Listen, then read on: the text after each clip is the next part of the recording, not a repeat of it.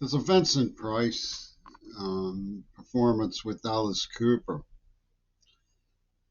I haven't heard it in a long, really very long time.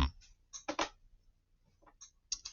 used to have pictures of me hanging a noose from my light socket. Oh! That's when I had circus rave posters of Gabriel with his toothpicks on my wall and stuff.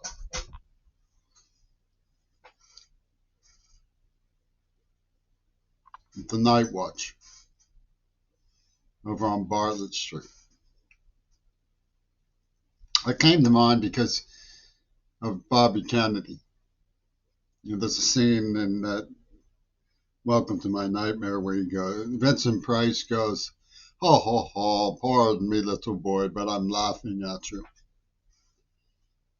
I'm just saying it came to mind. My third grade teacher used to say, "We're not laughing at you, we're laughing with you." She was from the Holocaust survivor crowd around here in Watmaker. Fulton Elementary School. Silverman was her name. She pronounced milk, and Ellum was how she pronounced Elm. Film. That's how she pronounced film.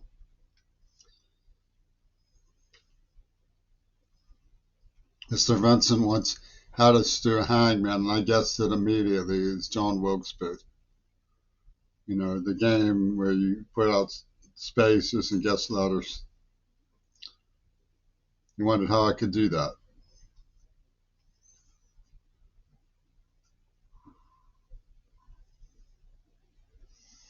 What I wanted to get into isn't that stuff. I'm just sort of locating my metabolic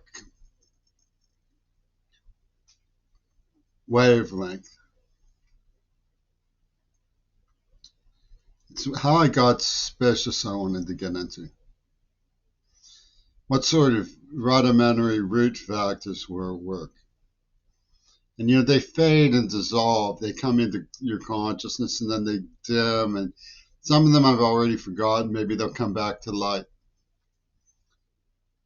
In fact, the one that prompted me to start this video is one I've forgotten so far. I might remember it. But Bobby Kennedy was strangely lacking in circumspection, it seemed to me. One of them was a film by Wolfgang Stahl. I did some research on him because I knew that he had, worked with Goebbels, and the film came out. It was looks like it was being made before the end of the war. I couldn't understand how it could have the connotations. The Murderers Are Among Us is what it was called. It was evidently made for the East Germans. For the Russians, got hold of Wolfgang stuff. It was very strange. It had some mystification feeling of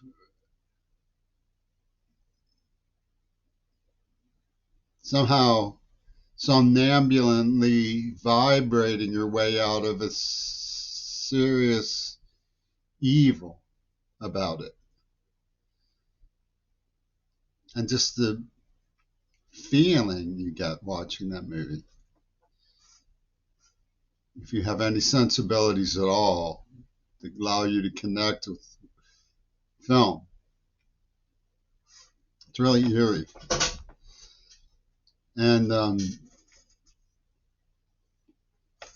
what you see, Bobby Kennedy announces the story of Toon being shot at with his Van Gogh thing, and Reagan being shot at with various other people. He doesn't mention Unruh. And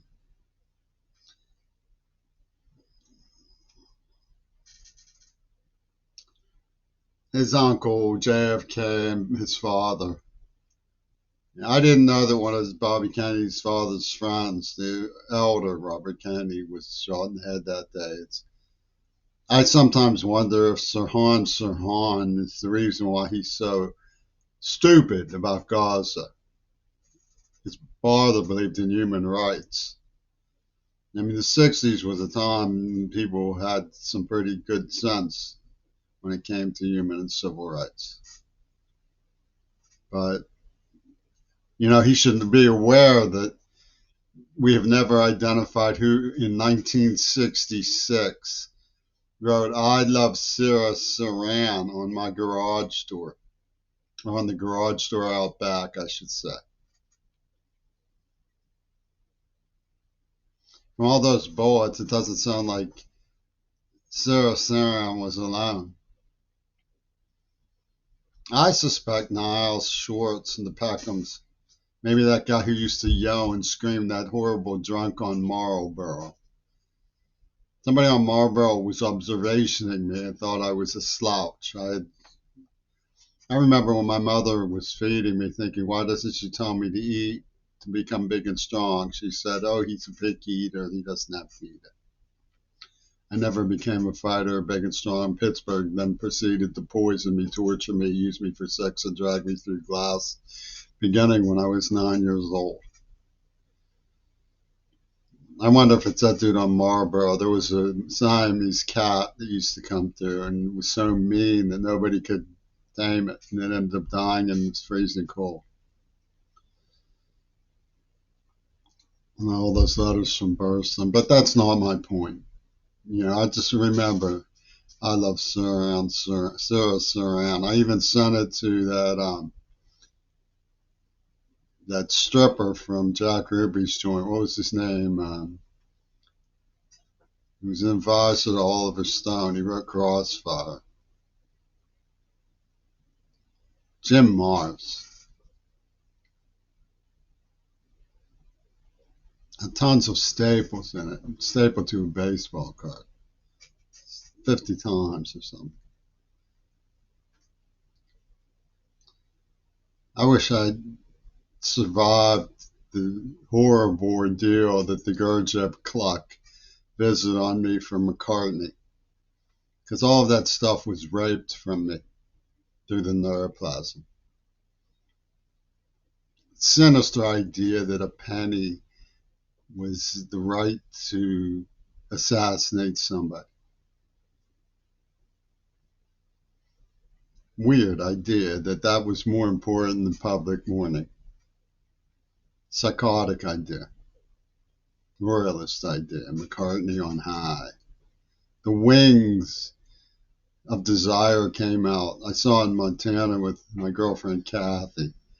There's this line about to lie through the teeth. It's like an exchange between these two guys. And that's McCartney, that's for sure. He accuses me of not being able to tell the truth. He says an REM neuroplasm being kidnapped on a freezing cold day as a child is proof of rape, and nobody slaps. Castrates a deaf American poet about it. Lord have mercy. Mercy, mercy. Another film that made me very suspicious, which to reassure you is the one I was forgetting, was Storm Warning. And the reason it's very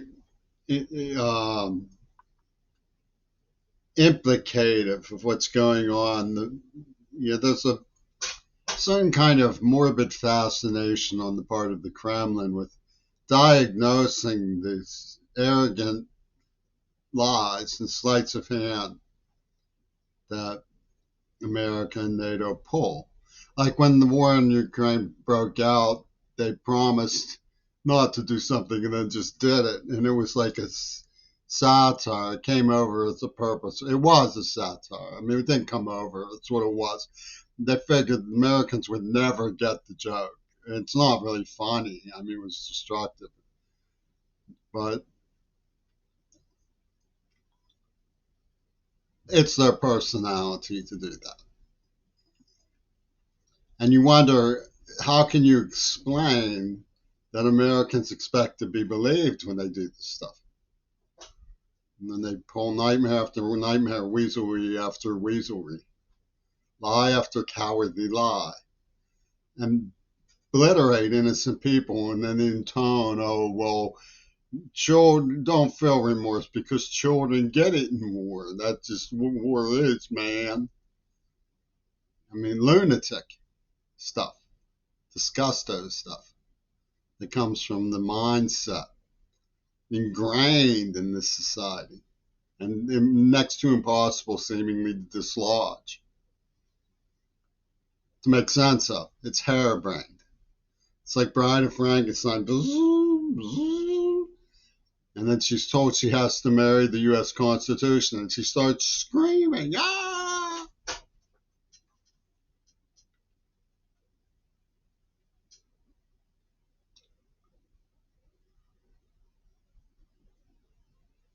Because, I mean, Bobby Kennedy's one of these few people who can show why America has some things that deserve to be supported. He's a folklorist. But the film was called Storm Warning, and in it, see, this is something that's very tenacious about Hollywood. You know how they have so and so starring as someone else,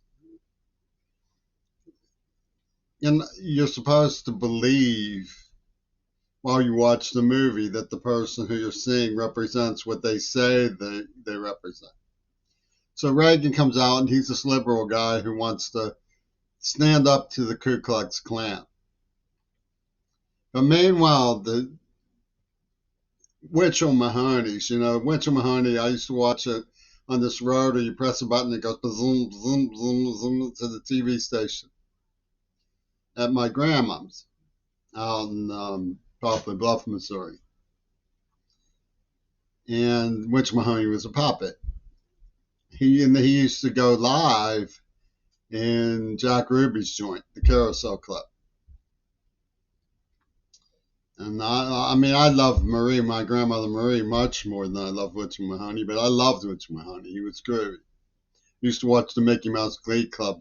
I get a little bit sad when they sang the sad reprise. The way Sergeant Pepper reprises, slows down, sadder. Well, his Winchell Mahoney's are the ones he's like a ventriloquist. Remember Rehnquist, Ventrilo Rehnquist, put on the high court? He's like a ventriloquist.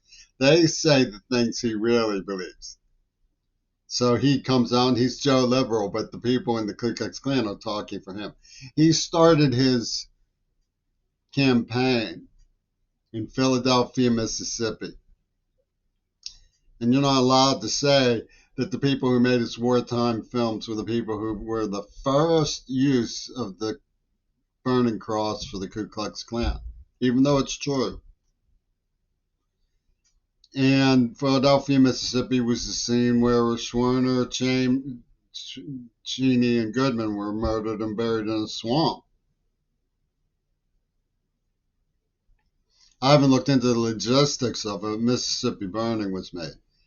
And what does he say after he gets some of his associates in his Pentagon Disney fake? He had me there for the show. Remember, they gave me the Pentagon Disney business card. No such thing as objective reality, only what the jury believes. Oh my goodness. I hear Vincent Price. I don't mean to laugh. James Brady took a bullet for me. John hit James in the brain.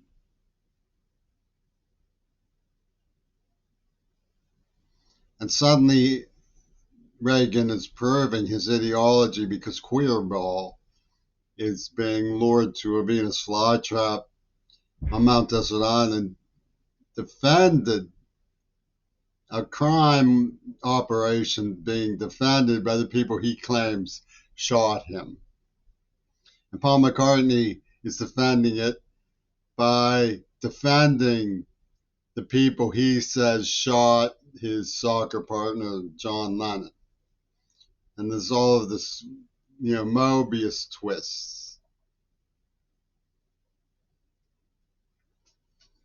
But if you look at the multi-ton concoction in Storm Warning, And look at these people as Winchell Mahoney's actually speaking for the puppet master. It all makes a lot more sense about Hollywood's ideas of the hidden hand mentality of just puppeteering the American estate while the leapfrog oligarchs go laughing in their billions of yachts. Putin, Trump go back and forth. And George Galloway says, whoosh,